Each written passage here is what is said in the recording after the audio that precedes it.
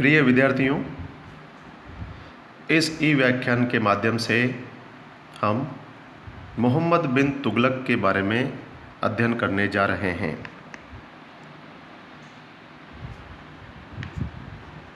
गयासुद्दीन तुगलक की मृत्यु के पश्चात 1325 ईस्वी में उसका पुत्र जूना खान अथवा उलुग खान मोहम्मद बिन तुगलक के नाम से सुल्तान बना। उसने 1351 ईस्वी तक शासन किया। साधारणतया उसे मोहम्मद तुगलक के नाम से पुकारा जाता है। 40 दिन तक वह तुगलकाबाद में रहा। तत्पश्चात उसने दिल्ली में प्रवेश किया। उस अवसर पर सभी ने उसका स्वागत किया। उसने भी उदारतापूर्वक अपनी प्रजा में सोने और चांदी को बिखेरा तथा सरदारों में पदों का वितरण किया। अपने पिता की मृत्यु में मोहम्मद तुगलक का कुछ भी हाथ रहा हो अथवा न रहा हो, परंतु उसके सिंहासन पर बैठने का विरोध किसी ने नहीं किया, यद्यपि उसके 3 भाई जीवित थे। मध्य युग के शासकों में चरित्र और कार्यों की दृष्टि से अन्य कोई शासक इतना विवादपूर्ण नहीं है जितना कि मोहम्मद बिन तुगलक। ऐसा नहीं है कि मोहम्मद तुगलक का कोई समकालीन इतिहासकार नहीं था। उसके शासनकाल में 1333 ईस्वी में अफ्रीकी यात्री इब्न बतूता भारत आया था। सुल्तान ने उसका खूब स्वागत किया तथा दिल्ली का काजी नियुक्त किया। इसके विपरीत मोहम्मद तुगलक के समय में एक नहीं बल्कि 3 विख्यात विद्वान इसामी, बर्नी और इब्न बतूता आए थे और तीनों ने उसके समय के इतिहास के बारे में विस्तृत वर्णन दिया है। परंतु फिर भी यह आश्चर्य की बात है कि इस सुल्तान के चरित्र, कार्यों के उद्देश्य और विभिन्न कार्यों की तारीखों व उनके क्रम के बारे में निश्चित धारणा नहीं है। मोहम्मद तुगलक का चरित्र और उसके कार्य रोचक हैं। वह सर्वाधिक विलक्षण व्यक्तित्व वाला शासक था। वह अरबी फारसी का महान विद्वान तथा ज्ञान विज्ञान की विभिन्न विद्याओं जैसे खगोल शास्त्र, दर्शन, गणित, चिकित्सा विज्ञान, तर्कशास्त्र आदि में पारंगत था। सर्वप्रथम उसने ही बिना किसी भेदभाव के पदों का आवंटन योग्यता के आधार पर किया। उसकी महत्वाकांक्षाएं और योजनाएं तथा उसकी सफलता अथवा असफलता प्रत्येक प्रकार से आकर्षक और आश्चर्यजनक हैं। मोहम्मद तुगलक ने अपने पिता से एक विस्तृत साम्राज्य प्राप्त किया। उस समय तुगलक साम्राज्य 23 प्रांतों में बटा हुआ था। कश्मीर एवं आधुनिक बलूचिस्तान को छोड़कर सारा हिंदुस्तान दिल्ली सल्तनत के नियंत्रण में था। उसने अपने समय में उसमें और अधिक वृद्धि की। दिल्ली सल्तनत के सुल्तानों में से किसी ने भी इतने विस्तृत साम्राज्य पर शासन नहीं किया, परंतु 10 वर्षों में ही वह साम्राज्य खंडित हो गया और उसने जो कुछ अपने पिता से प्राप्त किया था उसे भी खो दिया। मोहम्मद तुगलक ने अपने पिता से भरपूर खजाना प्राप्त किया था। बर्नी के कथनानुसार उसके समय के समान राजस्व कभी भी दिल्ली में एकत्रित नहीं हुआ, परंतु फिर भी मोहम्मद तुगलक को आर्थिक संकटों का सामना करना पड़ा। चीन, ईरान, मिस्र आदि दूरस्थ विदेशी राज्यों से संबंध स्थापित करना उसकी अपनी ही विशेषता थी। नस्ल और वर्ग विभेद को समाप्त करके योग्यता के आधार पर अधिकारियों की नियुक्ति करने की नीति उसके समय में अपनी पूर्णता पर पहुंच गई थी। धार्मिक दृष्टि से वह अपने समय से आगे था और उसने अपने समय में विभिन्न नवीन योजनाओं को जन्म दिया, परंतु फिर भी उसके नागरिक उससे असंतुष्ट हुए। उसके समय में अधिकतम विद्रोह हुए और अंत में मोहम्मद तुगलक असफल हुआ। मोहम्मद बिन तुगलक के राजत्व सिद्धांत और उसके धार्मिक विचारों की अगर हम बात करते हैं तो तुगलक का यह राजत्व सिद्धांत देवी सिद्धांतों की भांति था। उसका विश्वास था कि सुल्तान बनना ईश्वर की इच्छा है। उसने अपने सिक्कों पर अल सुल्तान जिल्ली अल्लाह अर्थात सुल्तान ईश्वर की छाया है, ईश्वर सुल्तान का समर्थक हैं आदि वाक्यों को अंकित कराया था। उसका विश्वास संपूर्ण प्रभुत्व संपन्न सुल्तान में था। अलाउद्दीन की भांति मोहम्मद तुगलक भी शासन में किसी भी व्यक्ति अथवा वर्ग के हस्तक्षेप को पसंद नहीं करता था। उसके मंत्री और अधिकारी उसके अनुगामी और कर्मचारी मात्र थे। उनमें से कोई शासन सत्ता में भाग लेने वाला नहीं बन सकता था। उसने समय समय पर विद्वान बर्नी से सलाह ली, परंतु कार्य अपनी इच्छानुसार ही किया। इसी प्रकार उसने उलेमा वर्ग को शासन में हस्तक्षेप नहीं करने दिया। अपने शासन के दौरान उसने अनेक अच्छे एवं बुरे कार्य किए। उसने अपनी आय में वृद्धि करने के उद्देश्य से दोआब में कर की मात्रा में वृद्धि की।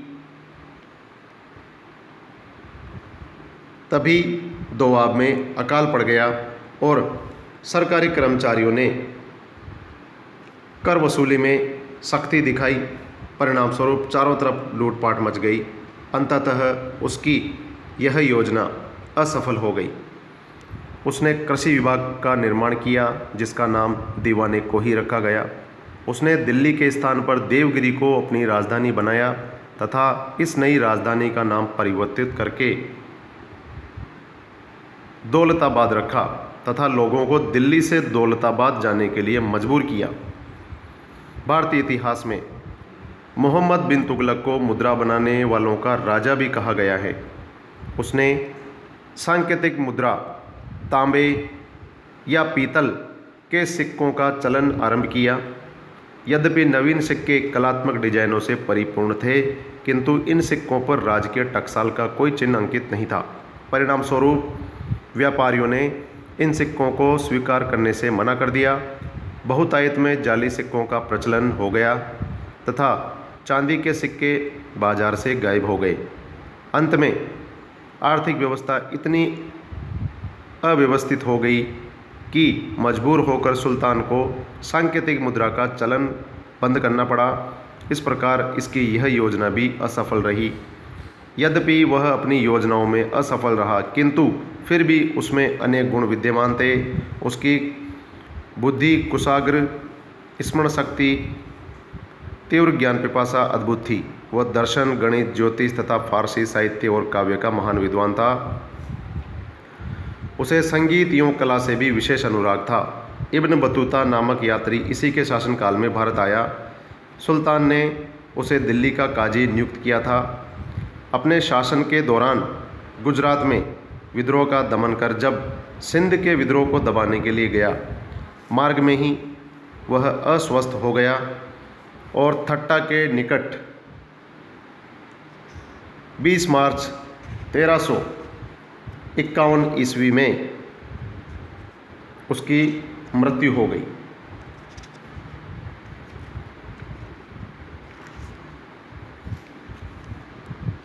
मोहम्मद बिन तुगलक के चरित्र और मूल्यांकन की अगर हम बात करते हैं तो मध्य युग के इतिहास में मोहम्मद तुगलक का चरित्र और उसके कार्य अन्य सभी शासकों की तुलना में सर्वाधिक विवादपूर्ण रहे हैं। संभवतया इस विवाद का एक कारण यह भी है कि तत्कालीन इतिहासकारों ने उसके बारे में कोई निश्चित मत प्रकट नहीं किया। बर्नी ने सुल्तान को सृष्टि का आश्चर्य बताया। इब्न बतूता ने सुल्तान को दयालु तथा कठोर दोनों बताया और इसामी ने सुल्तान को इस्लाम का विरोधी बताया। मध्य युग के अन्य मुसलमान विद्वानों जैसे फरिश्ता, बदायूनी, अबुल फजल आदि ने इन्हीं तत्कालीन इतिहासकारों को अपने मत का आधार बनाया। यूरोपीय इतिहासकारों में से गार्डनर ब्राउन को छोड़कर सभी ने सुल्तान की आलोचना की। इसके विपरीत विभिन्न भारतीय इतिहासकारों ने उसे दुराग्रही और असंतुलित बताते हुए भी अनेक प्रकार से उसकी प्रशंसा की है। इस प्रकार से मोहम्मद तुगलक के व्यक्तित्व और चरित्र के विषय में इतिहासकारों में मतभेद रहा है। ऐसा नहीं है कि मोहम्मद तुगलक का संपूर्ण चरित्र विवादपूर्ण है। मुख्य विवाद उसके चरित्र की क्रूरता, उसके दुराग्रह और उसके कार्यों की असफलता में उसके उत्तरदायित्व के बारे में है। अन्यथा अनेक बातें ऐसी भी हैं जिनके संबंध में इतिहासकार सहमत हैं। सभी इतिहासकार सहमत हैं कि व्यक्तिगत गुणों की दृष्टि से मोहम्मद तुगलक असाधारण था। उसका शरीर हष्ट-पुष्ट और शक्तिशाली था। उसने उच्च शिक्षा भी प्राप्त की थी और उसका विस्तृत ज्ञान था। वह एक सैनिक और सेनापति की दृष्टि से भी योग्य था, परंतु उसका एक भी सैनिक अभियान असफल नहीं रहा, जबकि यह विश्वास किया जा सकता है कि आर्थिक संकटों, उत्तर भारत के अकाल और दक्षिण भारत में फैले हैजा अथवा प्लेग के कारण उसकी सेना दुर्बल हो गई थी। उसने सैनिक अभियानों की सफलता यह भी सिद्ध करती हैं कि उसे वफादार और योग्य व्यक्तियों की सेवाएं प्राप्त थी। यह भी सत्य है कि दिल्ली के सुल्तानों में से किसी ने भी मोहम्मद तुगलक के बराबर अपने जीवन का समय सैनिक अभियानों में व्यतीत नहीं किया। मोहम्मद तुगलक शासक की दृष्टि से भी अत्यधिक परिश्रमी था। उसने व्यक्तियों की योग्यता के अनुसार उन्हें पद प्रदान किए और ऐसा करते हुए उसने धर्म, जाति, वंश आदि के भेदभाव को नहीं माना, परंतु वह असफल हुआ।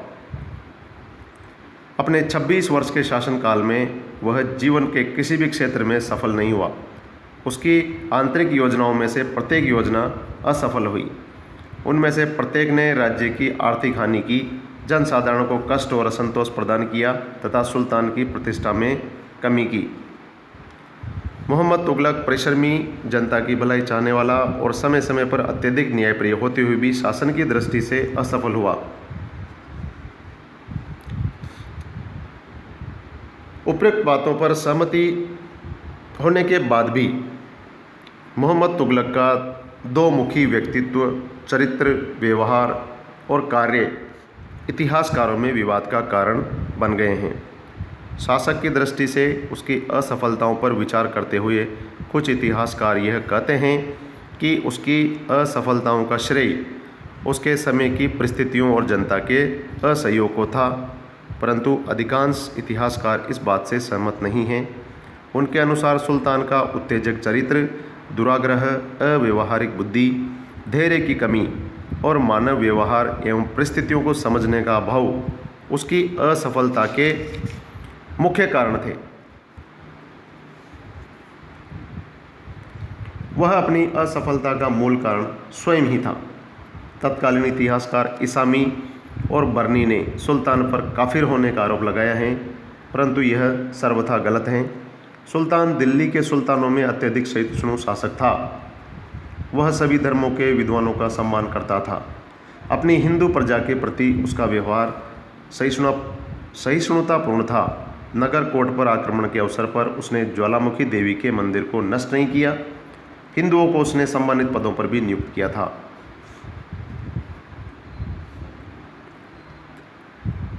वैसे मोहम्मद तुगलक इस्लाम और उसके सम्मान की सुरक्षा में विश्वास करता था। वह इस्लाम के विरुद्ध कार्य करने वालों को मृत्युदंड देता था। अपने व्यक्तिगत जीवन में भी वह इस्लाम के नियमों का पालन करता था। अतः यह माना जाता है कि वह एक सहिष्णु मुसलमान शासक था। परंतु मोहम्मद तुगलक के विषय में मुख्य विवाद उसकी क्रूर और आत्मविरोधी प्रकृति के कारण है। इब्न बतूता ने लिखा है कि मोहम्मद तुगलक एक ऐसा व्यक्तित्व है जो उपहार देने व रक्त बहाने में अन्य सभी से अधिक रुचि रखता है। उसके द्वार पर किसी निर्धन को धनवान बनते हुए अथवा जीवित व्यक्ति को मृत्यु के मुंह में जाते हुए किसी भी समय देखा जा सकता है। तो इब्न बतूता ने उसके दोहरे चरित्र के बारे में ये लाइनें कही हैं, ये पंक्तियाँ कही हैं। इसी प्रकार से इतिहासकार बर्नी ने भी लिखा है कि सुल्तान ने निरपराध मुसलमानों का रक्त इतनी क्रूरता से बहाया कि सर्वदा उसके महल के दरवाज़ों से बहते हुए खून का दरिया देखा जा सकता था। इस आधार पर इन इतिहासकारों ने उसे रक्त पिपासु बताया। संभवतया इन तत्कालीन इतिहासकारों के मत के आधार पर ही एल्फिंस्टन ने यह मत व्यक्त किया है कि मोहम्मद तुगलक में पागलपन का कुछ अंश था। उसने लिखा है कि प्रत्येक प्रकार से यह स्वीकार किया जाता है कि वह अपने युग का एक शक्तिशाली और योग्य शासक था, परंतु यह सभी अनुपम प्रतिभाएं और योग्यताएं उसे निरर्थक ही प्रदान की गई थी। इस प्रकार से हम देखते हैं कि विभिन्न प्रकार से असफल होते हुए भी मोहम्मद बिन तुगलक को इतिहास में एक प्रमुख स्थान प्रदान किया गया है। तो आज हमने इस ई व्याख्यान के माध्यम से मोहम्मद बिन तुगलक के बारे में अध्ययन किया, उसके द्वारा विभिन्न किए कार्यों के बारे में अध्ययन किया गया और उसके चरित्र के बारे में, उसके दोहरे चरित्र के बारे में विभिन्न विद्वानों और इतिहासकारों के द्वारा जो मत व्यक्त किए गए हैं उनके बारे में हमने अध्ययन किया। धन्यवाद।